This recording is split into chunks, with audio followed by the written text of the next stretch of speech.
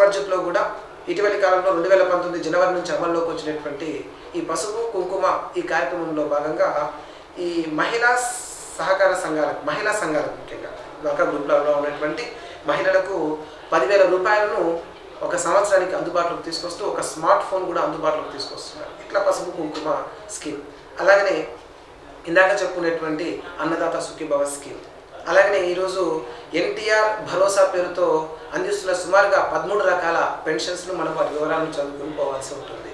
ఇది ఇటీవలి కాలంలో ఒంటరి మహిళలకు పెన్షన్ అని చెప్పేసి మన స్టేట్ గవర్నమెంట్ అనౌన్స్మెంట్ చేసింది. మన రాష్ట్ర బడ్జెట్లో భాగంగా ఏం చేస్తున్నారు, ఇందులో గ్రామీణ ప్రాంతంలో 30 సంవత్సరాల కన్నా ఎక్కువ వయసు ఉన్నటువంటి మహిళలకు, పట్టణ ప్రాంతంలో 35 సంవత్సరాల కన్నా ఎక్కువ వయసు ఉన్నటువంటి ఒంటరి మహిళలకు వారికి 2,000 రూపాయల పెన్షన్ని అందించాలని చెప్పి మన స్టేట్ గవర్నమెంట్ ఈ ఒంటరి మహిళ పెన్షన్ స్కీమ్ను అందుబాటులోకి తీసుకొచ్చింది. మహిళలకు వివాహము కాకపోయినా లేదా 1 సంవత్సర కాలం నుండి భర్తకు దూరంగా ఉన్న లేదా వితంతు స్త్రీలకు కానీ ఒంటరి మహిళ స్కీమ్లో భాగంగా 2,000 రూపాయల పెన్షన్ని అందుబాటులోకి తీసుకొస్తున్నారు. ఇది కూడా ఒక ప్రత్యేకతగా మనం చదువుకోవాల్సి ఉంటుంది. అలాగనే దివ్యాంగులకు ఇచ్చేటువంటి పెన్షన్ కూడా మనం ఇక్కడ ప్రత్యేకంగా చదువుకోవాలి. ఈ దివ్యాంగులకు ఇచ్చే పెన్షన్ ఏంటంటే వీరికి ఉన్నటువంటి వికలాంగత్వం 40% నుంచి 79% మధ్య ఉంటే వీరికి 2,000 రూపాయల పెన్షన్ని నెలకు అందిస్తున్నారు. మరి 80% కన్నా ఎక్కువ వికలాంగత్వం ఉంటే వీరికి 3,000 రూపాయల పెన్షన్ అందిస్తున్నారు. మరి ఇటీవలి కాలంలో చంద్రబాబు ప్రభుత్వము 2 చేతులు లేనటువంటి దివ్యాంగులకు 10,000 రూపాయల పెన్షన్ని అందుబాటులోకి తీసుకురావడం కూడా మనం చూడవచ్చు. ఇలాంటి కీలకమైనటువంటి సామాజిక భద్రతా కార్యక్రమాలు, అభివృద్ధి కార్యక్రమాల మీద మనం చదువుకొని పోగలిగినట్లయితే ఎగ్జామ్లో కొంచెం ఎక్కువ స్కోర్ చేయడానికి అవకాశం ఉంటుంది. సో ఇలాంటి ప్రోగ్రామ్స్ మనం చూడాలి. అలాగనే ఈనాం అనే పేరుతో దేశవ్యాప్తంగా సెంట్రల్ గవర్నమెంట్ 16 రాష్ట్రాలు 2 కేంద్రపాలిత ప్రాంతాలకు కలుపుకొని మొత్తంగా 585 ఈనాంలను భారతదేశంలో ఇంట్రొడ్యూస్ చేయడం జరిగింది. దేశవ్యాప్తంగా ఉన్నటువంటి ఈ 585 ఈనాంలలో మన ఏపీలో 22 ఈనాంలు పనిచేస్తున్నాయి. ఇదేంటంటే ఎలక్ట్రానిక్ మెథడ్లో మన మార్కెటింగ్ సిస్టమ్ను డెవలప్ చేయడం. ఇందుకోసం ఈ NAM electronic based national agriculture marketing అనేటువంటి పేరుతో రైతులు పండించినటువంటి పంటను ఆన్లైన్లో విక్రయించుకునే ఫెసిలిటీ కల్పించేటువంటి అంశాలు. మన రాష్ట్రంలో 22 మార్కెట్ యార్డులలో ఈ నామ్ ఫెసిలిటీ అందుబాటులోకి వచ్చింది. సో ఇలాంటి కొన్ని కీలకమైనటువంటి ఇన్నోవేషన్స్ ఏమైనా ఉంటే మనం వాటిని చదువుకోవాల్సి ఉంటుంది. దాని ద్వారా మనం ఎక్కువ స్కోర్ చేయడానికి అవకాశం ఉంటుంది. ఇలా అగ్రికల్చర్ టాపిక్లోని బేస్ చేసుకుని కూడా అగ్రికల్చర్ రిలేటెడ్ డెవలప్మెంట్ స్కీమ్స్ చదువుకోవాలి. అలాగనే ఇండస్ట్రియల్స్కి సంబంధించిన డెవలప్మెంట్ స్కీమ్స్ను చదువుకోవాలి. ఇందాక చెప్పుకుంటున్నటువంటి 2015-16 భూ కమతాల గణన మనం ఒకసారి చూసుకోవాలి. మరి దీనితో పాటుగా కేంద్ర ప్రభుత్వ ప్రాయోజిత పథకాలు, రాష్ట్ర ప్రభుత్వ ప్రాయోజిత పథకాలు ఇటువంటివి మనం కొంచెం ఎక్కువ ఫోకస్ చేయాలి.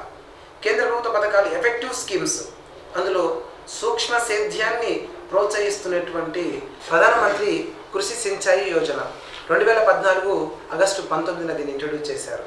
ఇందులో సూక్ష్మ సేద్యపు పద్ధతులను ఇంట్రొడ్యూస్ చేస్తూ నీటిపారుదల సౌకర్యాలు పెద్దగా లేనటువంటి ప్రాంతాలలో నీటిపారుదల సౌకర్యాలను కల్పించాలని 2014 ఆగస్టు 19న 50,000 కోట్లతో ప్రధానమంత్రి కృషి సించాయి యోజనను ప్రవేశపెట్టారు. ఈ మధ్య ఎగ్జామ్లలో దీని మీద బాగా ప్రశ్నలు అడుగుతున్నారు. దీని మీద మనం ఇంకా బాగా చదువుకోవాలి.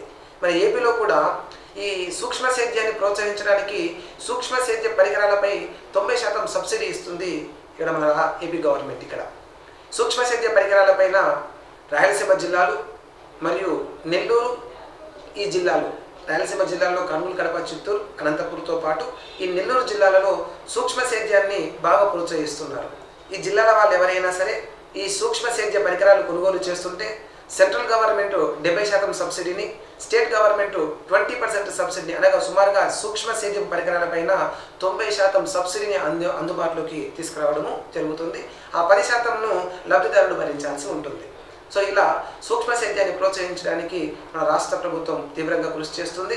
ముఖ్యంగా మన రాయలసీమ ప్రాంతాన్ని, రాయలసీమను ఉద్యానవన సీమగా మార్చడం కోసం సూక్ష్మ సేద్యపు పద్ధతిని ప్రోత్సహిస్తూ ఉద్యానవన పంటల్ని కూడా ప్రోత్సహించడం జరుగుతుంది. వాటి మీద కూడా రాష్ట్ర ప్రభుత్వం తీసుకున్నటువంటి అభివృద్ధి కార్యక్రమాలను మనం ఒకసారి చదువుకొని పోతే ఎగ్జామ్లో కొంచెం మంచి స్కోర్ చేయడానికి అవకాశం ఉంటుంది.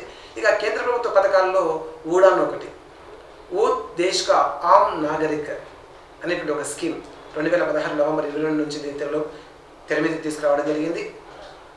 లెట్ కామన్ మ్యాన్ ఫ్లై అనేటువంటి నినాదముతో ఓ దేశ్ కా ఆమ్ నాగరిక్ అనేటువంటి పేరుతో సాధారణ పౌరుడికి విమానయానాన్ని అందుబాటులోకి తీసుకొస్తున్నారు. ఒక గంట విమాన ప్రయాణానికి 2500 రూపాయల గరిష్ట ఛార్జీని వసూలు చేస్తూ సాధారణ పౌరులకు విమాన ప్రయాణాన్ని అందుబాటులోకి తీసుకొస్తున్నారు. ఇందులో భాగంగా మొదటి విమానాన్ని ఉడాన్లో భాగంగా సిమ్లా నుంచి న్యూఢిల్లీ మధ్య రన్ చేయడం జరిగింది.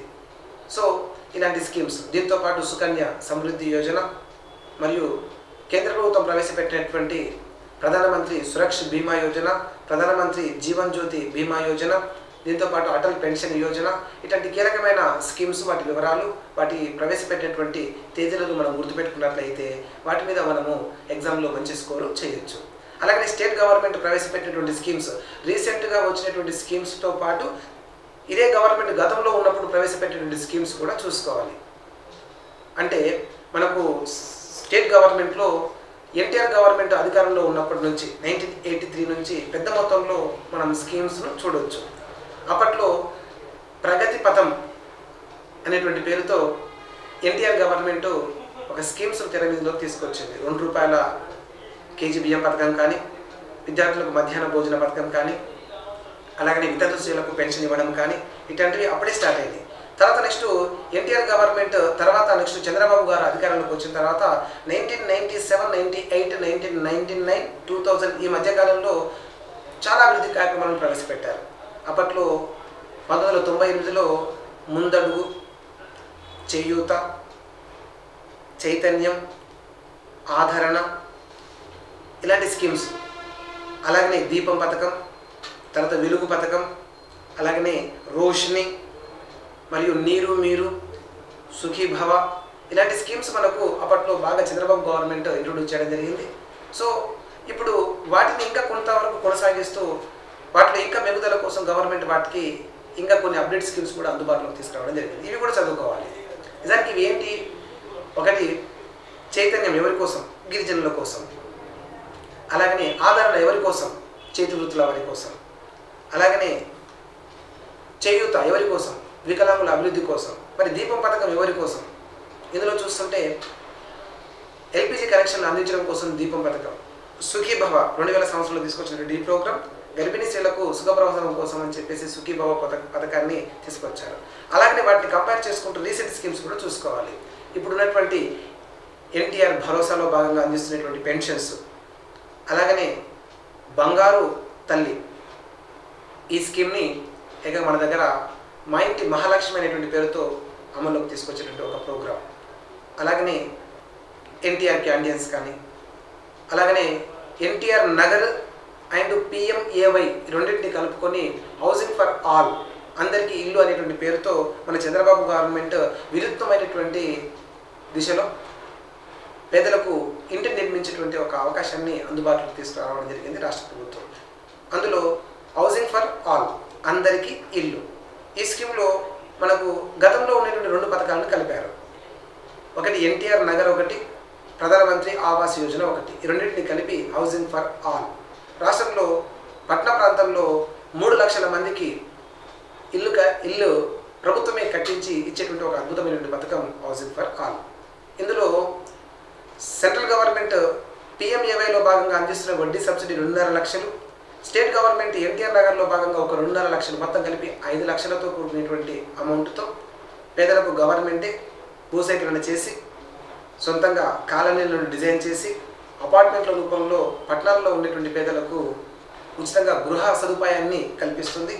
ఇందుకోసం సింగపూర్ మరియు మలేషియా మరియు USA లాంటి టెక్నాలజీని మన ఏపీ గవర్నమెంట్ ఇంట్రొడ్యూస్ చేస్తూ షేర్ వాల్ మెథడ్ అనేటువంటి మెథడ్లో తక్కువ వనరులను ఉపయోగిస్తూ ఒక అద్భుతమైనటువంటి కట్టడాలను కట్టించి పేదలకు అందుబాటులోకి తీసుకొచ్చే ప్రయత్నమే హౌసింగ్ ఫర్ ఆల్. ఇందుకోసం పట్టణాల్లో ఉన్నటువంటి పేదలు ఆ మున్సిపాలిటీలో దగ్గర ఉన్నటువంటి కార్పొరేషన్లు కానీ మున్సిపాలిటీలకు వెళ్ళేసి 500 రూపాయలతో వీళ్ళు దరఖాస్తు చేసుకోవాల్సి ఉంటుంది. దరఖాస్తు చేసుకున్నటువంటి వారికి వయసును ప్రాతిపదికగా తీసుకుని ఎక్కువ వయసున్న వారికి ముందుగా అవకాశం కల్పిస్తూ హౌసింగ్ ఫర్ ఆల్లో భాగంగా చంద్రబాబు ప్రభుత్వం పేదలకు ఉచితంగా ఇంటి నిర్మాణాన్ని చేపడుతుంది. ఇందులో ఇంటి నిర్మాణానికి అయ్యేటువంటి ఖర్చు 5 లక్షల వరకు ఉంటే ప్రభుత్వం భరిస్తుంది. 5 లక్షల కన్నా ఎక్కువ అమౌంట్ ఒకవేళ అయితే ఆ అమౌంట్ను సంబంధిత లబ్ధిదారుడు బ్యాంకుకు చెల్లించే విధంగా ప్రభుత్వం అవకాశాన్ని కూడా అందుబాటులోకి తీసుకొస్తుంది. ఇలా హౌసింగ్ ఫర్ ఆల్ ఇలాంటి ఇంపార్టెంట్ స్కీమ్స్ మనము చదువుకోవాల్సి ఉంటుంది. ఇలా సెంట్రల్ గవర్నమెంట్లో ప్రవేశపెట్టినటువంటి ముఖ్యమైనటువంటి పథకాలు, స్టేట్ గవర్నమెంట్ ప్రవేశపెట్టినటువంటి ముఖ్యమైన పథకాలు చదువుకోవడం వల్ల మనం స్కోర్ చేయడానికి అవకాశం ఉంటుంది. ఇలా ఎగ్జామ్లో మనం ప్రిపేర్ అవుతున్నప్పుడు కొన్ని ముఖ్యమైనటువంటి ఏరియాలో తప్పనిసరిగా ప్రశ్నలు అని అడుగుతారనే సంగతి తెలిసినప్పుడు ఆ ఏరియాను 1కి 2 సార్లు 3 సార్లు చదువుకొని పోతే మనకు వచ్చేటువంటి మార్కులు కొంచెం పక్కగా సాధించవచ్చు. ఇలాంటి ఆసక్తికరమైన వీడియోల కోసం రైట్ చాయిస్ ఇండియా ఛానల్ను ఇప్పుడే సబ్స్క్రైబ్ చేయండి.